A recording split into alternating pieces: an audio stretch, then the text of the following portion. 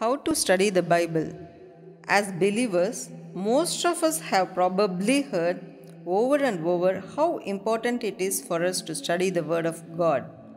But all too often, we don't really understand why and consequently have a difficult time really getting started.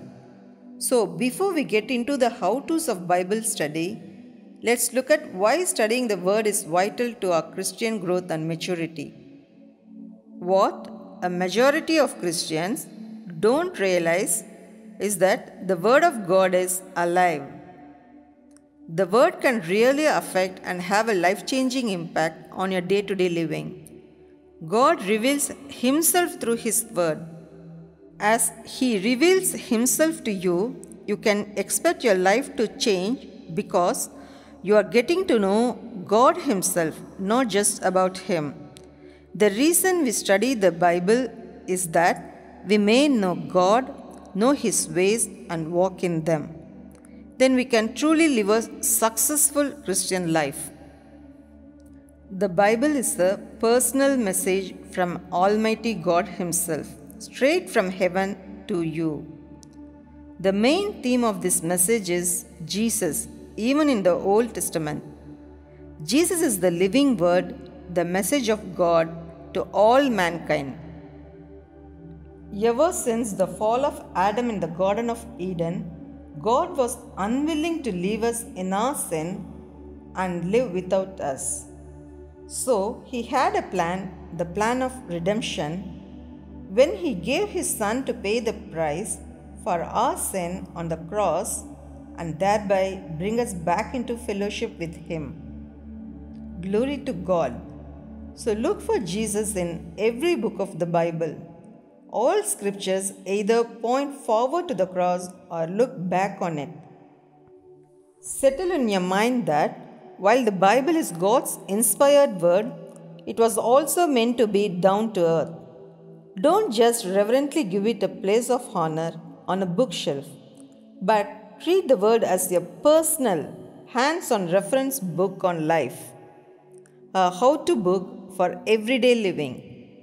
Get rid of the negative idea that it is just a set of rules. God's word is our very source of liberty.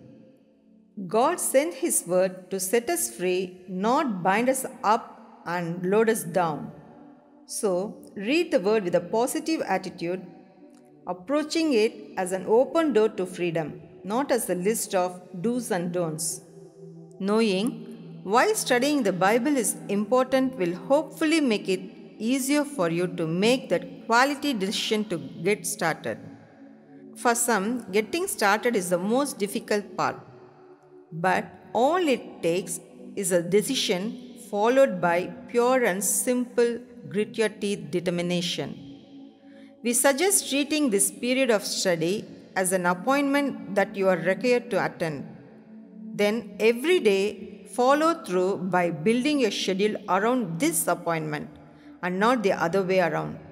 Soon, you will develop a desire to attend your study and it will become easier and easier. And if you miss an appointment once in a while, don't worry, just get back in the flow. As you get started studying, it is wise to use a Bible you feel free to write in and take notes. Start underlining scriptures that have significance and special meaning to you.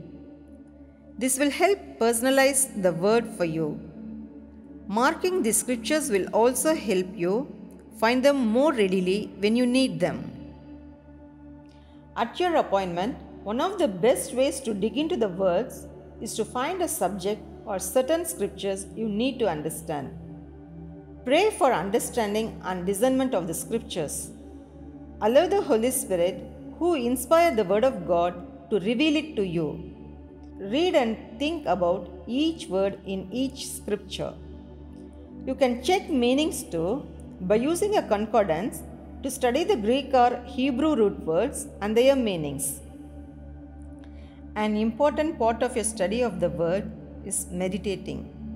To meditate means to think deeply and continuously, ponder or reflect.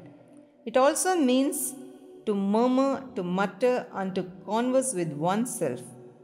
This takes some time. Read the scripture over and over again as you pray in the Spirit. Meditation brings your spirit and your mind together and builds a capacity for your faith to be released. Ask the Holy Spirit to open the eyes of your understanding so you can comprehend the deep things of God. Then expect the Lord to do it. Expect Him to meet you on the level of your need and reveal His word to you.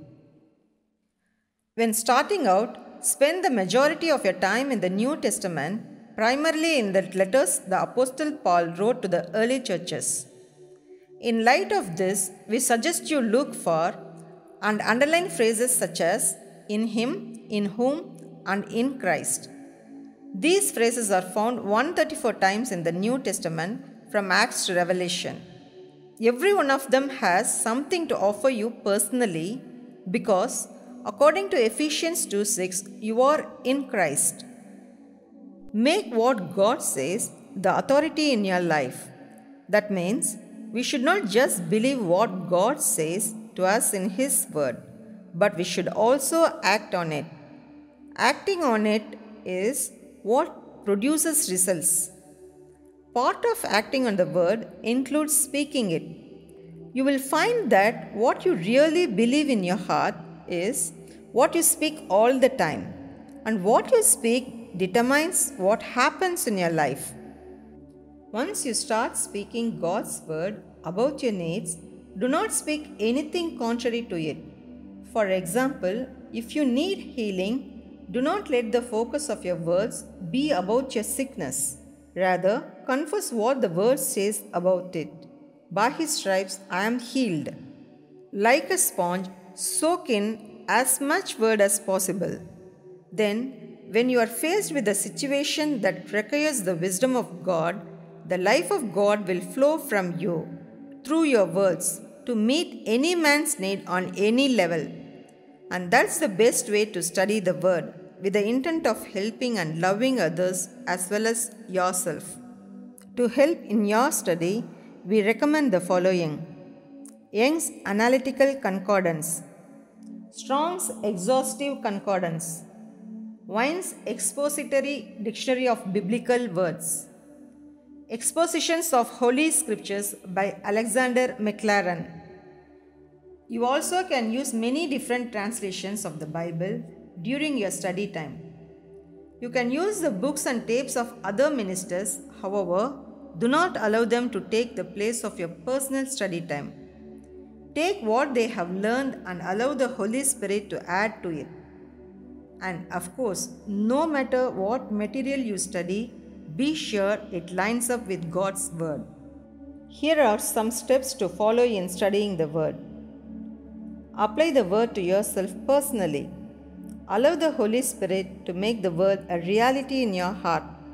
Carefully ponder how the word applies to your everyday life. Dwell on how the word changes your situation. See yourself as God sees you. Realize the integrity of God's word. Here is a prayer to pray with confidence as you sit down to study and meditate on His word. Father, in the name of Jesus, I come before you today. I take authority over Satan and bind his operation in my life.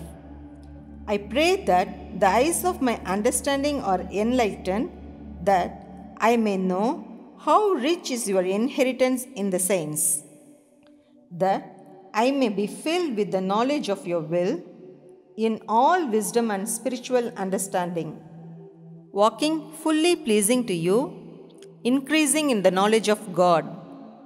Father, I pray that I will be rooted and built up in Jesus, established in the faith.